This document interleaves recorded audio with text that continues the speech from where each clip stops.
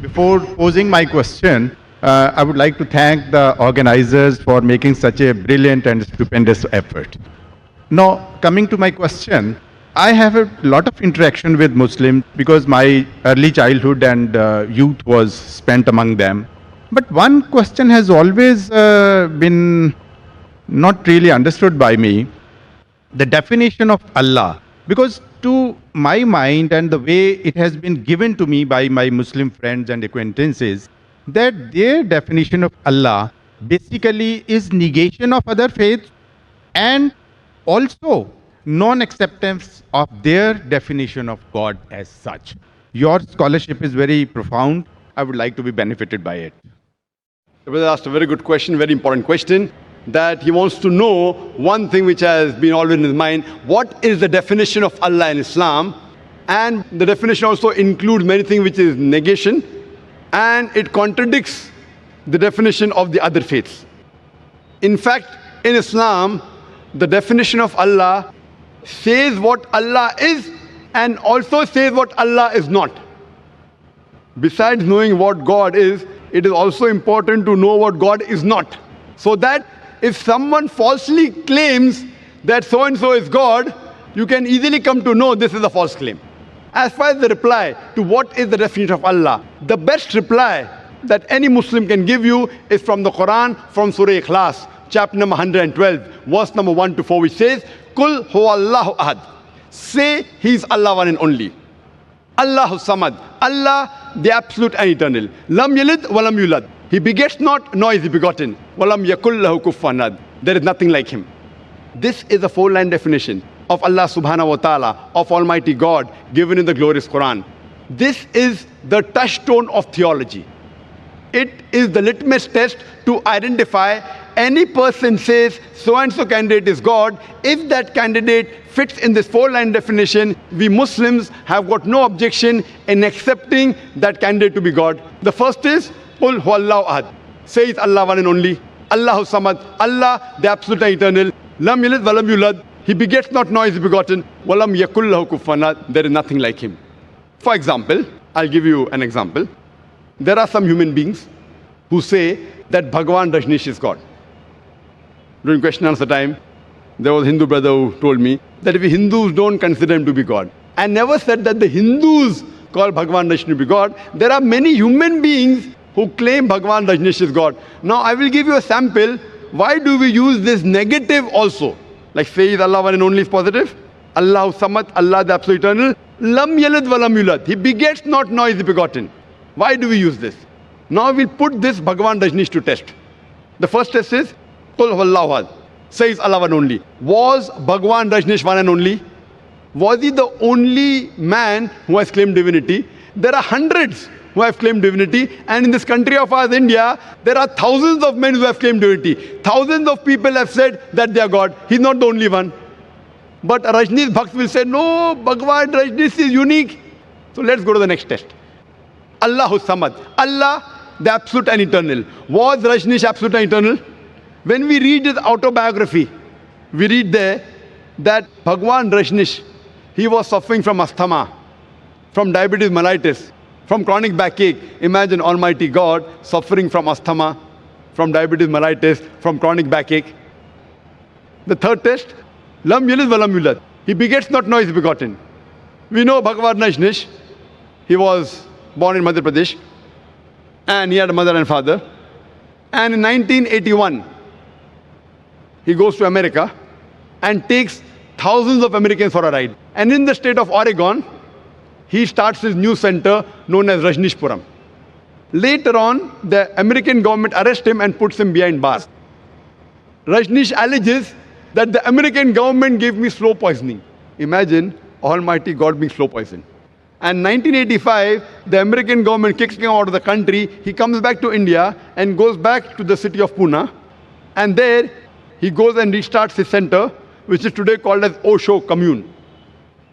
And if you visit Osho Commune today, if you go to a Samadhi, where his ashes have been kept after he died, it is mentioned over there on a Samadhi, on a stone, Osho, Bhagwan Rajneesh, Osho, never born, never died, but visited the earth from the 11th of December, 1931 to the 19th of January 1990. Never born, never died. But visited the earth from the 11th of December 1931 to the 19th of January 1990. They forgot to mention on his samadhi that he was not given visas to 21 different countries of the world. Imagine Almighty God coming on this earth to visit different countries and requires visas. And the last test, Walam Yakullahu Kufuwan Ahad, is so stringent that the moment you can compare God to anything in this world, He is not God. Walam Yakullahu Kufuwan Ahad. We know Bhagavan Rajneesh. He had a white beard. Like the human being, he had two eyes, one nose, one mouth, two hands. The moment you can compare God to anything in this world, He is not God. Walam Yakullahu Kufuwan Ahad. For example, someone says that Almighty God is 1,000 times stronger than Arnold Schwarzenegger.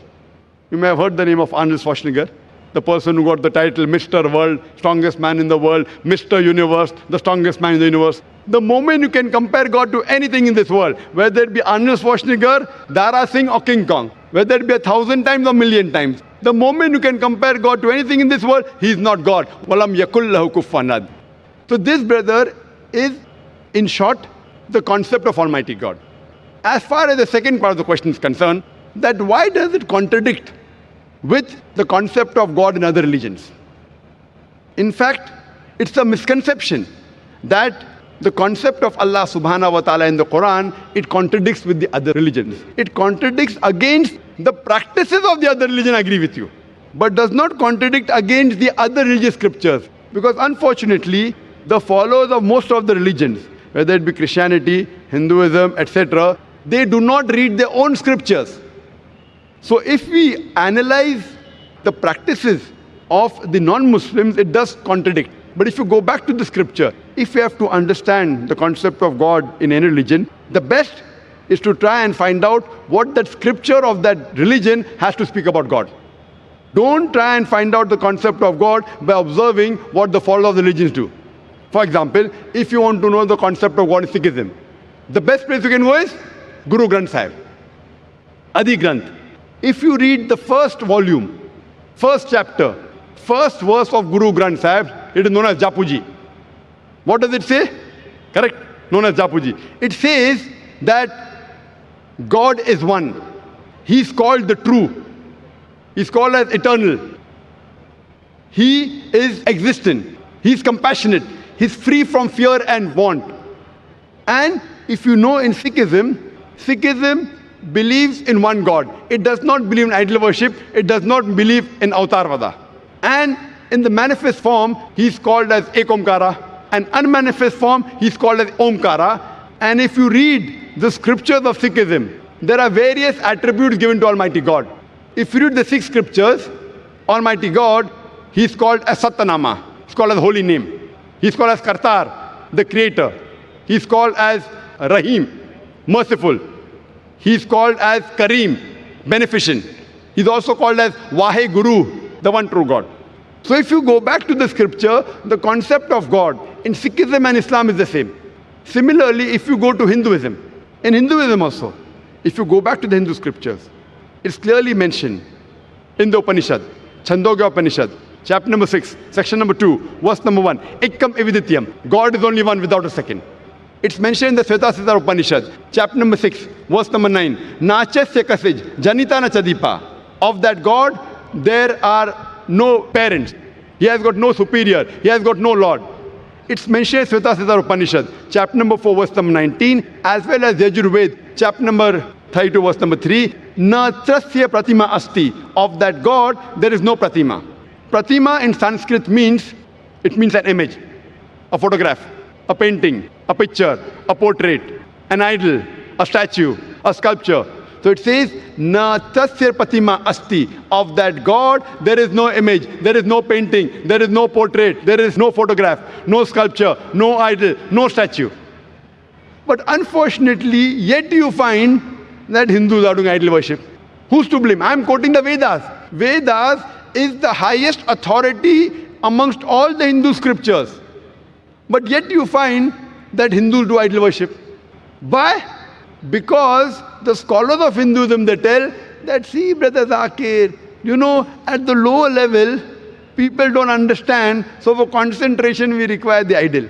When we reach a higher level of consciousness, then idol is not required. So I tell this Hindu Pandit, we Muslims have already reached the higher level of consciousness. It is the basis of Hinduism, basis of Vedas. But there are some sects in Hinduism, like Arya Samaj, which completely denounce idol worship. So similarly, if you go to Christianity, if you read the Christian scriptures again idol worship. Yet you find that the Catholics, they make an image of God and they say Jesus Christ, peace be upon Almighty God. So what we realize that if you go to the Christian scriptures, the Christianity and Islam, the teachings of Jesus Christ, peace be upon him, it is similar. But most of the Christians, what they claim that Jesus Christ, peace be upon him, he claimed divinity. In fact, if you read the Bible, there is not a single unequivocal statement in the complete Bible where Jesus Christ, peace be upon him, himself says that I am God, always worship me. If any Christian can point out any unequivocal, any unambiguous statement in the Bible where Jesus Christ, peace be upon him, himself says that I am God, always worship me, I am ready to accept Christianity today. In fact, if you read the Bible, it's clearly mentioned. It's mentioned in Gospel of John, chapter number 14, verse number 28. Jesus Christ, peace be upon him, said, my Father is greater than I. Gospel of John, chapter number 10, verse number 29. My Father is greater than all. Gospel of Matthew, chapter number 12, verse number 28. I cast out devils with the Spirit of God. Gospel of Luke, chapter number 11, verse number 20. I with the finger of God cast out devils. Gospel of John, chapter number 5, verse number 30. I can of my own self do nothing. As I hear, I judge, and my judgment is just. For I seek not my will, but the will of my Father. Anyone who says I seek not my will, the will of Almighty God is a Muslim. So Jesus Christ, peace be upon him, he was a Muslim. He never claimed divinity. And it's clearly mentioned in the book of Acts, chapter number 2, verse number 22. Ye men of Israel, listen to this. Jesus of Nazareth, a man approved of God amongst you by wonders and miracles and signs which God did by him, and you were witness to it. A man approved of God amongst you by wonders and miracles and signs which God did by him, and you were witness to it. So if you read the Bible, even in Judaism and Christianity, they believe in one God who has got no images. It's clearly mentioned in the book of Deuteronomy, chapter number 5, verse number 7 to 9.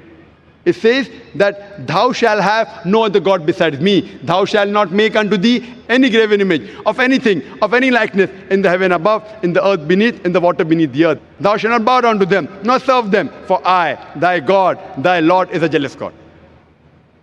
For more details, you can listen to the talk of my son. Tomorrow my son at 3:45 is going to be a detailed talk. This was just highlights on the same topic, concept of God in major world religions. And you'll find out it is the same. We believe in one God who has got no images, and we worship him alone and no one else. Hope that answers the question. Thank you so much. And you said it for me because the definition of God as it is tallies exactly with Islam, whatever we have in Sikhism,